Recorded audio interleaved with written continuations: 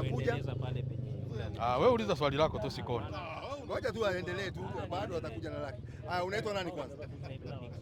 Dickson. Asante sana Dickson. Karibu sana katika mkutano. Ni kitu gani ambayo ungetaka kuuliza Waislamu jioni ya leo? Kwanza pale nimesikia ukiambia yule ndugu Yesu si Mwisraeli. Lakini kwa Biblia kuna bahari inasema Yesu aliambia wale disciples. Kwa hivyo sasa mkimwambia Yesu Mwisraeli, hiyo mambo ilikuwa ya Waisraeli pekee yake. Andiko gani tuisome? Hapana, sijashika. Mimi nilisoma pahali kwa Biblia lakini sijashika. Si ndio hii Biblia kaka? Nitafungua kitabu yote. Mimi nikisoma Biblia sishikangi verses. Okay. Na hata nyingine.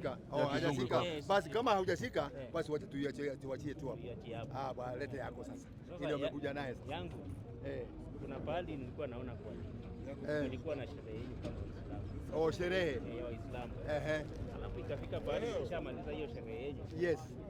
Mkasema mnaenda kuombea watu kwa makaburi. Mbona mnaenda kuombea watu Mbona mnaenda kuombea watu waliokufa kwa makaburi?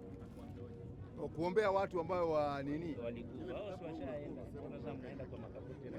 Kuombea mtu kama amekufa, kwani kuna makosa? Kunaitwa kuzuru makaburi. Ni kuzuru, si kuombea. Wakati Waislamu tunapoenda makaburini tunaenda kujikumbusha na sisi ya kwamba kuna wakati tutakuwa katika nyumba zile. Kwa hivyo inakuwa ni mawaidha kwetu sisi ya kwamba kuna siku na sisi tutakuwa wapi. Kwa hivyo inakuwa ni mojawapo ya mawaidha ya kujifunza. Hata tunaenda kuombea watu wengine hospitalini dua.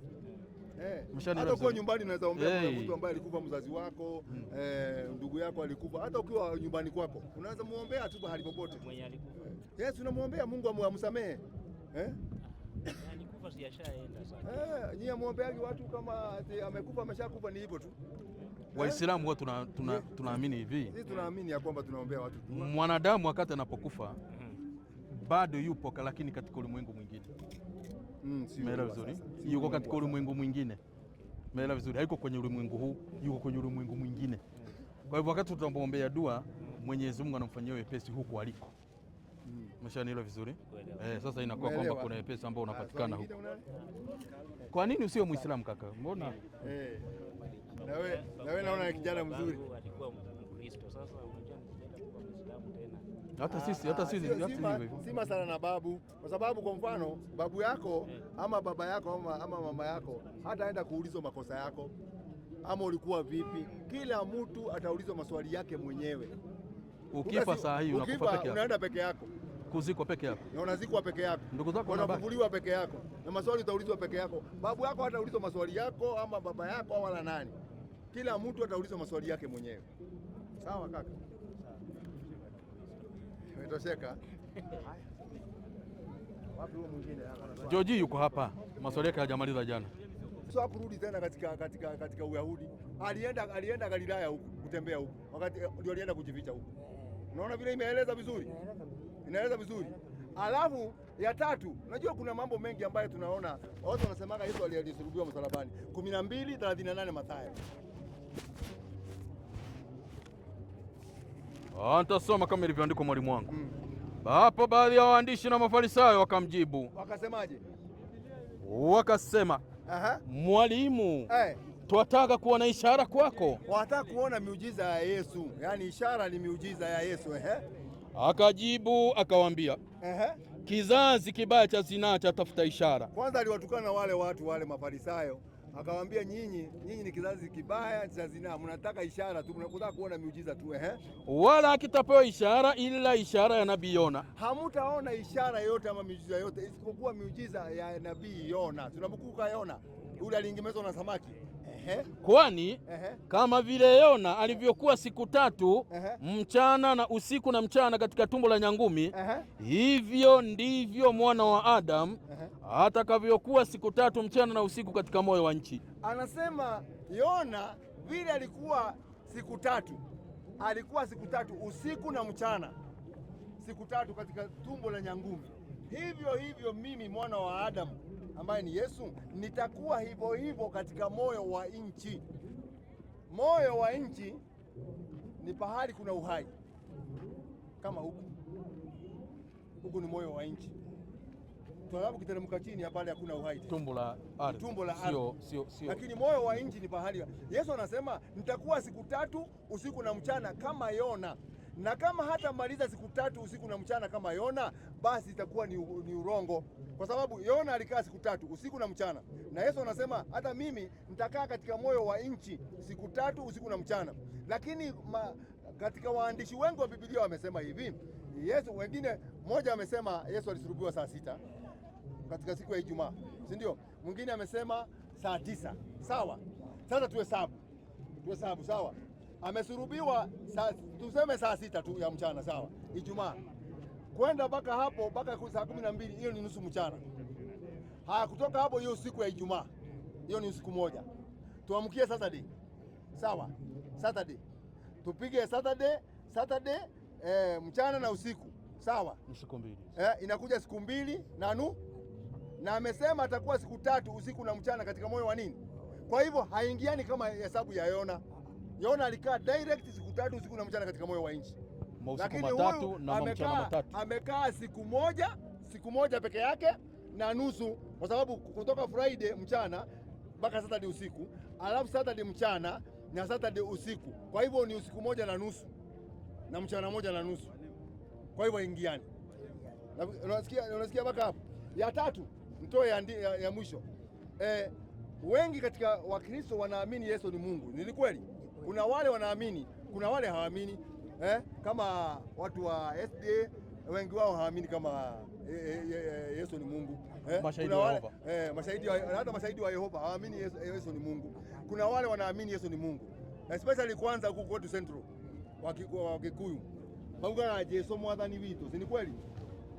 Wanasemaga hivyo, Wakikuyu wanasema Yesu mwathani witu. Yaani Jesus Mungu wetu. Mwathani ni Mungu katika Kikuyu. Si ni kweli mzee ama ndanganya? Sasa ikiwa Yesu basi alikuwa Mungu, wale katika wale wanaamini Yesu ni Mungu, Mungu anaweza kafa? Mungu hakufagi, kwa sababu Biblia ndio inasema Yesu ni Mungu. Katika verse zingine Paulo anasema katika Tito 2:13. Soma 2:13. Kaka, nitasoma maandiko mawili. Sasa unajiuliza swali, kama basi alikuwa Mungu na Mungu hakufagi, basi alikufa basi sio Mungu? Tito 2:13 kwenye kuandika kitabu ya Titus. Tukilitazama tumaini lenye baraka na mafunuo ya utukufu wa Kristo Yesu, Mungu mkuu na mwokozi wetu. Paulo amesema Yesu ni Mungu mkuu na nini? Na kuna wale Wakristo wanaamini kabisa Yesu ndio nani? Na Mungu akufa, lakini huwa aliku na Mungu aku sasa Ukiislamu na hata Mkristiano sasa na sisi ni wana wa Adamu. Tufanye nini ndio tuwe njia ya kufuata Mungu?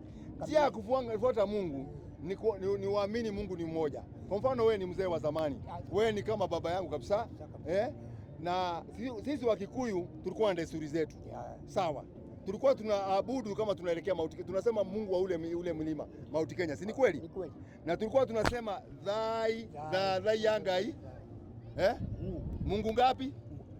Moja. Mungu wa ngai wa Kirinyaga, ule ngai wetu wa Kirinyaga alikuwa na bibi? Hakuna. Alikuwa na mtoto? Hakuna. Alikuwa na zaa? Hakuna. Kwa hivyo sisi kama jamii ya kutoka mlima Kenya ndio tuliacha ule Mungu wetu wa kweli, tukaenda kwa Mungu wa wazungu ambaye alikuja akiwa na mtoto na mtoto na mama amezaa. Na mama amezaa. Unaona sasa? Sasa sisi tuliacha Mungu wa kweli, lakini tukikubali ya kwamba Mungu ni mmoja na hana bibi, hazai na hakuzaliwa, tunakuwa tuko sawa. Si ndio? Unaonaje? Ndio unaona sisi Waislamu sisi ukiangalia mila ya Uislamu na mila ya Ukikuyu ni kama inafuatana kidogo. Kwa sababu Mkikuyu wa zamani alikuwa anasema Mungu ni ngapi? Ngayomwe. Dai. Sisi Waislamu tunasema Mungu ni mmoja.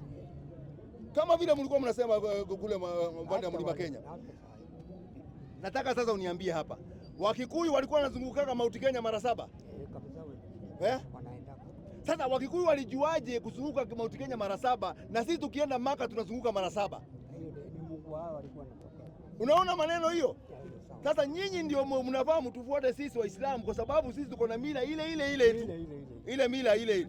Kuelekea pia huko. Tukienda Maka tunazunguka mara 7. Tunaabudu Mungu mmoja. Mungu wetu hana bibi, hana mtoto na hazai. Unaona maneno haya? Hiyo ni kweli. Sio wanawake wa Kikikuyu na wanaume walikuwa wanachanganyikana pamoja, na sisi Waislamu wanawake wachanganyikani pamoja, wanapewa heshima kubwa. Unaona sasa haya, kwa katika Ukikuyu kulikuwa na kerumi. Unajua kerumi? Laana. Kulikuwa na laana, si ndio? Na kulikuwa na mugiro, si ndio? Na kulikuwa na ya tatu, zilikuwa tatu. Ngoja nitaikumbuka. Unaona, kwa Waislamu hizo vitu zote ziko. Kwa hivyo sisi Waislamu, sisi tumefuata mila ambayo inafuata. Unaona dini yetu tunaambiwa katika Qurani, dini yetu tunafuata mila ya Nabii Ibrahimu. Ibrahimu hakuwa anaabudu masanamu na hakuwa katika washirikina, alikuwa anaamini Mungu ni mmoja. Kwa hivyo ukiamini Mungu ni mmoja, hiyo ndio muhimu. Uamini Mungu ni mmoja na ndio alikuumba, lakini unaona, mimi Muislamu nikimwabudu Muhammad naenda motoni. Na wewe kama Mkristo ukimwabudu Yesu unaenda motoni. Ukimwabudu Musa unaenda motoni. Ukiabudu Ibrahimu unaenda motoni. Kwa hivyo hufai kuabudu manabii, tunafaa tuabudu yule Mungu ambaye alituumba, ambaye aliumba hawa manabii. Na ndio naona Yesu anasema hapa katika Mathayo 15:7 anasemaje? Kwa hivyo njia sahihi, mzee wangu, ni kuwa Muislamu, ndio njia sahihi ya kumwelekea Mungu. Niuliza swali hilo. 15:7 kitabu cha Mathayo. 15:7 mwalimu wangu. Inasema kwenye kuandika, watu hawa huniheshimu kwa midomo. Hapa Yesu anasema kuna watu wanamheshimu kwa mdomo, ila mioyo yao iko mbali nami. Lakini yeye na Yesu wako mbali sana na yeye. Nao waniabudu bure. Unasikia vile Yesu anasema? Hao watu hawa, kwanza ameanza hapo juu, soma hapo 7. Enyi wanafiki. Kwanza amesema hawa watu ni wanafiki. Wanafiki hao ni watu gani? Yesu anasema ni watu gani? Ni vyema alivyotabiri Isaya kwa habari zenu akisema, nini? Watu hawa huniheshimu kwa midomo, ila mioyo yao iko mbali nami. Nao huniabudu bure. Nao wanaabudu Yesu bure, wakifundisha mafundisho yaliyo maagizo ya wanadamu. Unaona hii maneno ya kuabudu Yesu bure, Yesu anasema hii kuniabudu bure ni mafundisho ya binadamu. Na binadamu, tumepata binadamu wa kwanza kusema Yesu ni Mungu ni nani? Ni Paulo. Hakuna mwanadamu mwingine duniani, watu wote na manabii wote walisema Yesu ni Mungu isipokuwa Paulo peke yake. Ndio naona Yesu anasema watu wanamwabudu bure wakifuata mafundisho ambayo ni ya binadamu, ambayo ni Paulo alikuja kaleta. Unaona mzee wetu. Kwa hivyo ndio hivyo, wewe fanya research yako kidogo, sisi tuko. Ukitaka kuniuliza swali, Biblia Kikuyu hata niko naye pale kwa gari, nitasoma Kikuyu. Kwa sababu hata Kikuyu, unajua mimi kwa ile Biblia ya Kikuyu nilishangaa naye sana. Kama vile unaona tunainama hizi, unaona tunainama chini. Ya Kikuyu ukienda nyumbani usome 26:39, Mathayo 26:39, usome uteremuke chini. Inasema hivi kwa Kikuyu, inasema na Jesu agithiathia mbere hanini agiturumithia uthio wake thi. Hiyo ni Kikuyu. And Jesus went a little further and he fell on his face to the ground and prayed. Naona hiyo? Haya mzee wetu, karibu sana mzee wetu. Karibu. Na mzee anakuja kusikiza mawaidha hapa. Ni mzee mzuri sana. Anafanya research yake. Najua hawa wazee ni watu ambao wamekaa miaka mingi, wameona mingi. Haya kakangu. Mimi naitwa Hassan Kariuki. Mimi naitwa Bigirimana Pasteur. Gilimanos Pasteur. Bigirimana Pasteur. Bigirimana Pasteur. Sasa swali gani ungetaka kutuuliza Waislamu jioni ya leo? Mimi kama venye nimesema naitwa Bigirimana Pasteur. Yes. Niko hapa kwa kutetea utamaduni wetu. Yes. Waislamu mko sawa, Wakristo mko sawa. Lakini Waislamu wako sawa kwao uko mahali Islamu imetoka, na Wakristo wako sawa uko mahali Kristo amezaliwa. Sisi kama Wanaafrika tuko na utamaduni yetu. Iwe Islamu mkitusomea maandiko, mnatusomea maandiko kutoka huko. Hakuna babu yangu ameandikwa kwa Qur'ani, hakuna babu yangu ameandikwa kwa Biblia. Sasa nauliza, tukijadiliana hapa, mbona tunajadiliana tukiongelelea mababu ya wengine? Na sisi tuko na mababu zetu. Wao umetuambia eti Wakikuyu walikuwa wanazunguka mlima Mount Kenya mara 7. Wakristo wakitoka sijui ni Misri, wakikuja wachukue ardhi yao, Mungu aliwaambia wazunguke mara 7 ndio hiyo ukuta yanguke. Ni ukweli si ukweli? Jericho. Sasa unasikia bado Wakikuyu, Waislamu na Misri na Wanaisraeli bado utamaduni ni mmoja. Mimi nasema Mungu ni umoja kwa hii dunia. Tofauti ni wabunge, acha niseme kwa Kiswahili yenye naeleweka. Wabunge ndio tofauti. Wakikuyu mko na mbunge wenu mbinguni, Waisraeli wako na mbunge wao ni Jesus Christ, Waislamu wako na mbunge wao ndio Muhammad, na sisi Wanaafrika tuko na mbunge wetu. Ni ile design ya wabunge wetu walikuja wakatunyang'anya, wakatuletea wabunge wengine, ndio tunapitia ndio watutetee kwa Mungu. Mimi niko hapa kwa kutetea utamaduni, ndio maana sasa kiasi Wakristo na Waislamu mumepotelea kwa maandiko. Kwa saa hizi unataka uniingize kwa kidogo. Wewe hasa wewe ni Mkristo ama ni Muislamu au ni mtu wa asili? Ni atheist ama ni mtu wa asili? Mimi nimeweka mienendo kwa mababu zangu. Mimi si Mkristo. Kwa hivyo wewe ni mtu wa mababu? Mimi ni mtu wa mababu zangu. Utamaduni maana yake. Utamaduni, yani wewe ni mtu wa utamaduni. Mimi ni mtu wa utamaduni. Sasa ni kusema kama babu yangu alikuwa anaomba akiangalia Mount Kenya, na mimi lazima niweke mguu kwenye mahali aliweka. Lazima niombe nikiangalia hiyo Mount Kenya, ndio Mungu ule mwenye alikuwa anawapea mvua na mimi anisikiza anitumie mvua. Nauliza wewe katika mababu, tujue hiyo ya mababu kidogo. Katika mababu zenyu walikuwa wanawafundishaga Mungu ni ngapi? Mungu ni umoja. Alikufundisha Mungu ni moja. Huyo Yes. Mungu ambaye mlikuwa mnafundishwa na mababu alikuwa na bibi? Hakuwa na bibi. Alikuwa na watoto? Hakuwa na watoto. Alikuwa hazai? Watoto wake ni sisi. Kwani Mungu anazaa? Mungu hazai. Mungu hata saa hizi akisema anataka kopi yako saa hii atasema si kopi, kwa sababu kuzaa. Mungu hazai. Mungu kama Mungu hazai, akipointi anapointi. Ni kama saa hizi president akisema minister, huyu atoke na kupointi huko minister. Sasa huyo ni tumeenda kwa binadamu. Mungu yeye akisema mtu azaliwe, mtakuwa nani kwa Kiswahili minister maana yake ni msaidizi. Sasa mwalimu anauliza kuhusu mtoto na msaidizi ni tofauti. Minister maana yake ni msaidizi. Mungu hazai. Sasa sasa katika hiyo dini yenu ya mababu mkikufa nyinyi mnaenda wapi? Kwa sababu sisi tumeambiwa kule tunaenda, Wakristo wameambiwa kule wanaenda. Sasa nyinyi mnaenda wapi? Sisi babu yangu anasema mtu akikufa spirit yake iko hapa, ndio zinatusumbua, tunakosa amani. Kwa hivyo nyinyi mkikufa spirit zinakaa tu area. Ziko tu area. Inalandaranda tu kabisa. Inasumbua watu. Babu yangu ni hivyo. Wewe ni Mkikuyu unajua hivyo ni venye hawezi sema. Mababu zetu walisema na ni ukweli. Kwani tunasumbuliwa na nini hapa?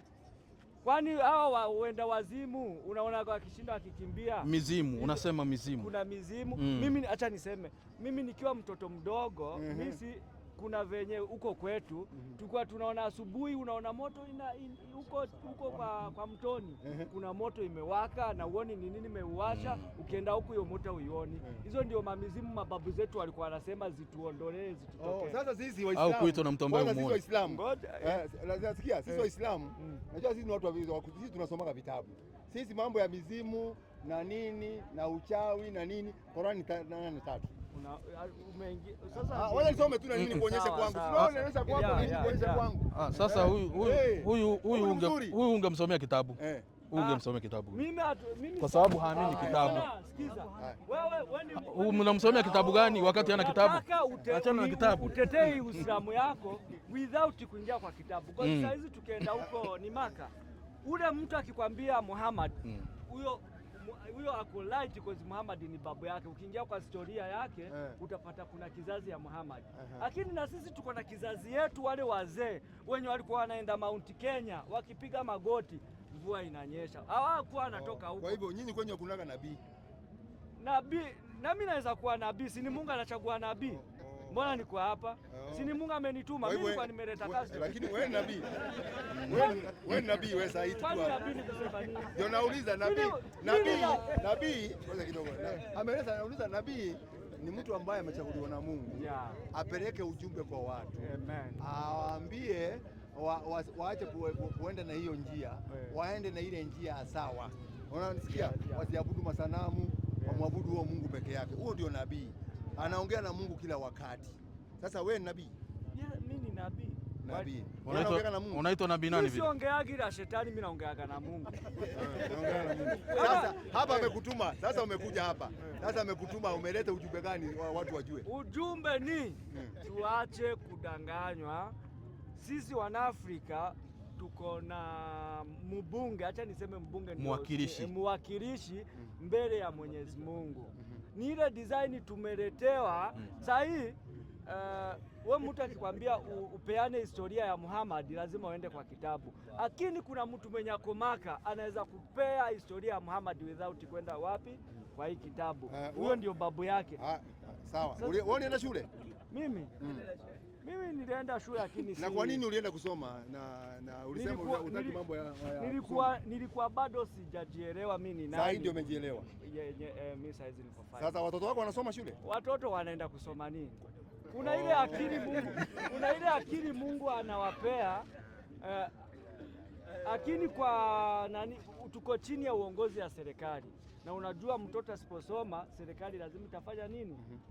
Sasa mimi si yuko hapa kwa kupinzana na serikali. Kwa hivyo lazima upeleke watoto shule chini ya uongozi ya serikali. Ingekuwa chini ya uongozi ya Mungu, mtoto wangu ningemfunza kufuga ng'ombe, ningemfunza kuendesha pikipiki kama venye Mungu anani, lakini kozi kutii masharti, kozi tuke yuko sahihi, ni dini yake hiyo. Ni dini yake. Unajua yeye ako sahihi, ni dini yake. Amesema yeye ni mtu wa mababu. Mambo ya kumwambia sijui uwe Mkristo uwe Muislamu, hiyo anasema out. Yeye amesema hiyo out. Ama si ni kweli umesema hivyo? Mimi Ukristo nimesema wako sawa huko kwao. Waislamu wako fine huko kwao. Kwetu tuko na venye tunaweza muabudu Mungu na anatusikiza. Sasa. Okay, sawa. Na kule kwenye mababu mnaoaga aje? Kule kwenye kuoana. Sasa huyu hata mwalimu huyu atatushamalizana na yeye kwa sababu anashatueleza moja tu tuone mambo ya mababu vile alivyo. Kwa babu mnaoaga wanawake wangapi kule kwa mababu? Mababu walikuwa wanaruhusiwa kuoa mabibi zaidi hata na 10. Bora uwe na uwezo wa kuhudumia au mabibi. Okay. Sawa. Nimemsikia. Huyu ni mtu wa mababu. Yeye anasema ni mtu wa kiasili. Usitumie sana kibabu, tumie mtu kiasili. Anasema ni mtu wa kiasilia. Yani yeye is not a Muslim, is not a Christian, is not a Hindu, is not a pagan, is not a Jew, is not a ako hivyo kibabu. Na uko sahihi kulingana na imani yako. Lakini uko sahihi kulingana na imani yako? Uko sahihi. Kulingana na imani yako kwa sababu unasikia amesema kumtoa pale ni ngumu. So wacha nichukue swali lingine, sawa? Shukrani sana kwa sababu ya kuweza kujielezea na watu wengine wameanza kusikia kwamba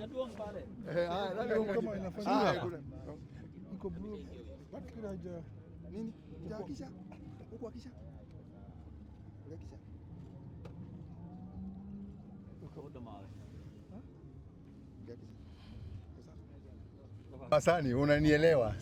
Kuna wewe hapa mara mingi. Sema leta habari. Wewe nani? Okay, naitwa Dalmas. Karibu sana Dalmas. Asante. Yes. Nilikuwa tu na swali moja na juu ya masaa. Masaa iko. Masaa ina mwenyewe ni ya Mungu hiyo, wachana naye hiyo. Masaa. Sawa. Hapo kwa Qur'an. Nataka nifungulie. Unajua nataka kuwa Muislamu lakini soma wewe ile kitu dukuduku yako yote. Okay, sawa.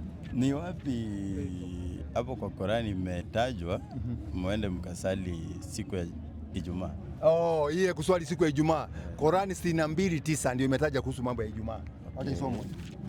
Na kwa nini? Wacha isomwe. Nitasoma kwa jina la Mwenyezi Mungu mwingi wa rehema na mwenye kurehemu, mwalimu wangu. Enyi mlioamini, kukiadhiniwa kwa ajili ya sala siku ya Ijumaa, nendeni upesi kumtaja Mwenyezi Mungu na acheni biashara. Kufanya hivi ni bora kwenu. Ikiwa mnajua hivi basi fanyeni. Na itakapokwisha swala, tawanyikeni katika ardhi mtafute fadhila za Mwenyezi Mungu na mkumbukeni Mwenyezi Mungu kwa wingi ili msipate kufanya mabaya, ili mpate kufaulu. Hiyo ikitajwa ukisikia muadhini Ijumaa, unafunga duka yako, kazi yako unaacha, unaenda kusali. Ukimaliza kusali, unaambiwa rudi kazini mwako. Si atufunge kutoka asubuhi mpaka jioni. Enda kaendelee na kazi yako. Ushamaliza kusali. Siku zingine si Ijumaa. Na siku nyingine tunasali. Lakini hii siku zingine ni 5 times a day. Hata hiyo siku ya Ijumaa. Kuanzia asubuhi that is 5:30. Tunakuja mchana saa 7 mchana. Tunatokuja hapo saa 10, tunatoka saa 10, saa 12:30 jioni, alafu saa 2 usiku tunamaliza swala 5. Kila siku. Kwa hivyo tunamwabudu mara 5 kwa siku. Hatuna siku ya mahsusi ya ibada. Ni siku zote. Unajua utaangalia utaona kama wa Catholic na hao wengine wanaenda Sunday, kuna SDA wanaenda Saturday. Alafu sasa kuna Waislamu wanaenda Friday. So unajua sio kwamba wanaenda Friday, Waislamu wanaenda kila siku. Tunaenda kila siku. Yaani Ijumaa kila siku kwa Waislamu. Ibada sisi ya Waislamu ni kila siku. Mara 5 kwa siku. Kwa sababu si ati ni Ijumaa ni siku kubwa kwa wiki. Unakutana watu wengi mjue mashida zao, maproblem nini katika society. Kwa society kuna shida gani? Unaona?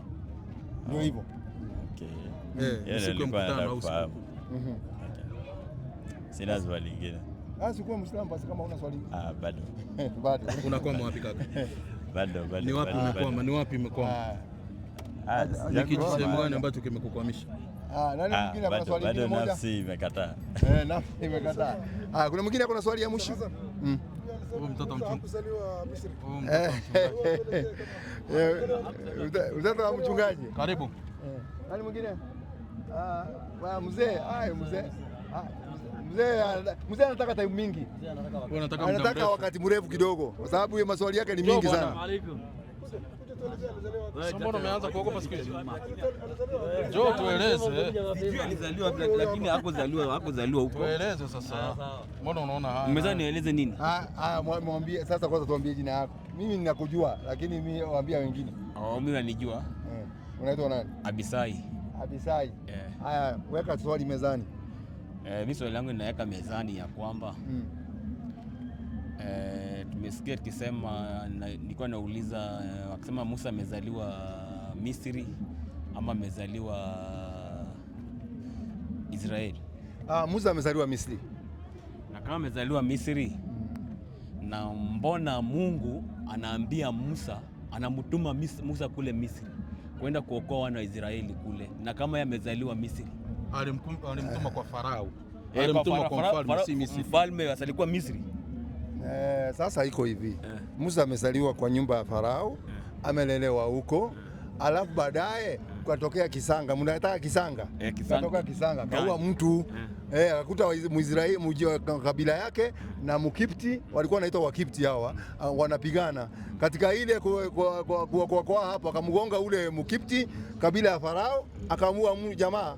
Alipoua jamaa maneno ikafishika kidogo. Kesho yake akakuta vita ingine inaendelea. Sasa akakuta watu wengine tena wanapigana kama wale wajana. Na wale jana hujua aliua mtu. Ni mtoto wa mfalme. Unaona? Sasa ule jamaa mmoja akasema, wewe unataka kuingilia hii vita yetu. Unataka kuniua kama vile uliua mtu jana? Musa akajua sasa kimeumana hapa. Musa akachomoka akaenda katika mnasema nchi ya Midiani. Akatoroka huko. Ndio akaenda huko akakutana akaenda huko katika mlima wa Sinai. Ndio unaona? Akapatana na Mwenyezi Mungu pale, akapewa utume, akaambiwa sasa nenda ukachukue wale wanateswa kule, wale waliacha kule ndugu zako wanateswa huko, na ile watoe pale wapeleke nchi ya Kanaani. Na jambo lingine, wakati hukumu ya kuua watoto walio chini ya miaka miwili ilipotoka kwa mfalme Farao, aliposema kwamba watoto wa kiume wauawe, ilikuwa ina affect mpaka Musa. Hiyo ni kweli. Which means alizaliwa Misri. Hiyo tukubaliana ni ukweli. Naona sasa hapo ni sawa. Tukubaliana alizaliwa Misri sababu alikuwa anataka kuuliwa, alitolewa kule kwa sababu ya huyu Farao, si ndio? Unajua yeye Musa yeye hangetoka. Ni ule jamaa alisema wewe uliua mtu hapa jana. Musa ndio akatoka, na ile ilikuwa ni mpango ya Mungu. So akatoka kaenda. So hapa kwingine hapa kidogo. Mnasema mkisema Musa alikuwa ni Muislamu. Mzee chenye nasema inamaanisha Musa alikuwa Muislamu. Qurani inasema hivyo, hata Biblia inasema hivyo. Haya. Qurani 10:84. Ni 84 nafikiri. Kwa jina la Mwenyezi Mungu mwingi wa rehema na mwenye kurehemu. Inasemaje? Na Musa akasema, enyi kaumu yangu, enyi watu yangu, ikiwa nyinyi mmemwamini Mwenyezi Mungu, basi mtegemeeni yeye kama nyinyi ni Waislamu kweli. Sikia maneno haya. Wakasema watu tunamtegemea Mwenyezi Mungu, Mola wetu, usitufanye wenye kutiwa misukosuko na hao watu madhalimu, na utuokoe na rehema yako na hao watu makafiri. Na tukampelekea wahi Musa na ndugu yake, afanyaje? Kwa watengenezeeni majumba watu wenu katika miji, na zifanyeni nyumba zenu ndio misikiti. Unaona? Ikawa Musa alikuwa anaenda wapi? Kwa mujibu wa Qurani. So Musa aliingia msikiti, alikuwa Muislamu. Alikuwa Muislamu kwa mujibu wa Qurani. Kwa mujibu wa Qurani. Funga hii Qurani sasa. Na Bible? Bible wacha tuingilie, tuangalie tuone 15:21 Matendo ya Mitume. 15:21 mwalimu wangu. Oli ndanganya unakuja na huku kuja. Najua sisi tunaongea ukweli. Tukisema tunakuja, inasema mwalimu wangu. Haya. Kwa maana tangu zamani za kale Musa anao watu wahubiriwa mambo yake katika kila mji, husomwa kila Sabato katika masinagogi. Kumbe habari za Musa zote unazipata katika nyumba gani? Sinagogi ni msikiti. Hebu tuangalie Biblia inasemaje.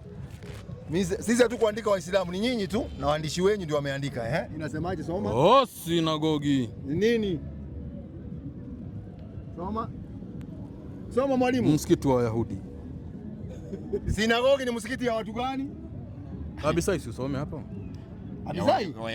Wayahudi. Na tumeona katika Qurani kumbe Musa alienda wapi? Sinagogi. Ambaye ni nini? Ni msikiti. Na Qurani pia inasema Musa alikuwa anaenda msikiti. Ndugu yetu huyo. Ni Muislamu mwenzetu. Muislamu. So mnamwamini, si ndio? Tena zaidi. Bila shaka. Sisi tunaamini manabii wote, nyinyi ndio mnakataa kuamini tu mmoja tu. Sasa basi mnaamini manabii wote, si ndio? Tukuja hapa kwa Yesu. Yesu ni nabii. Kwani uamini ni nabii wewe? Na unawauliza Yesu ni nabii? Ni nabii Ni nabii na ni mtume. Ni nabii na mtume. Nabii na mtume. Sababu mtume mtume wa watu gani? 13:21 na 23 Matendo ya Mitume.